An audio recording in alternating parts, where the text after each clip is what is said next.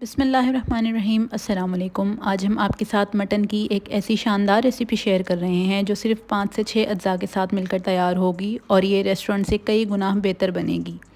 ये मटन कढ़ाई अमूमन कराची के रेस्टोरेंट्स में दस्तयाब होती है, लेकिन अब आप आसानी के साथ इसको घर में भी बना सकते हैं। रेसिपी को शुरू करते हैं।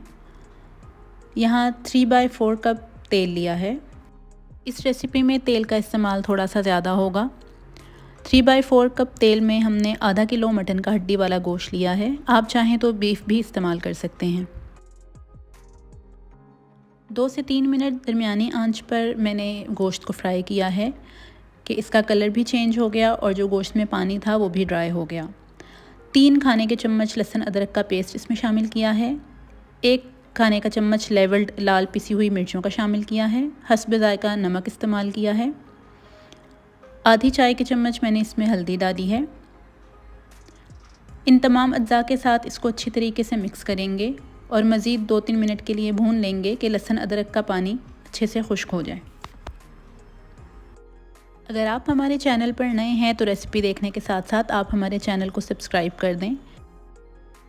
2 से 3 मिनट भुनाई करने के बाद तेल अलग हो गया है और पानी खुश्क हो गया है। अब इसमें 1 से 1.5 कप मैंने पानी डाला है और इसको गलने के लिए रख दिया है। पानी का इस्तेमाल मैंने कम किया है क्योंकि इस स्टेज पे हमको गोश्त को पूरा नहीं गलाना, बल्कि सिर्फ 50% तक इसको अधगला कर लेना है। गोश्त अधगला हो जाएगा तो यहाँ मैंने 6 दरमियाने साइज़ के टमाटर लिए हैं जिनको छील कर स्लाइस कर लिया है। स्लाइस किए हुए टमाटर अमूमन जल्दी गल जाते हैं। इसको एक दफ़ा अच्छे तरीके से मिक्स करेंगे और मज़ीद 20 से 25 मिनट के लिए पकने के लिए हल्की आंच पर रख देंगे।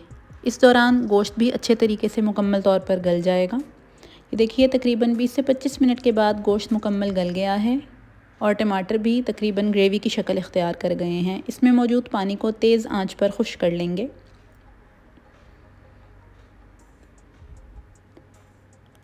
जैसे ही तेल हल्का हल्का ऊपर आना शुरू होगा हम इसमें बाकी के अज्जा शामिल कर देंगे।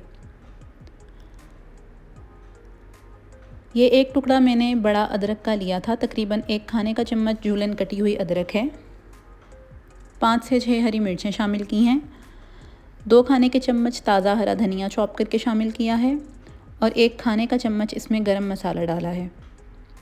इन तमाम अज्जा को भी अच्छी तरीके से मिक्स करेंगे और 2 से 3 मिनट के लिए बिल्कुल धीमी आंच पर इसको ढककर पकने के लिए छोड़ देंगे।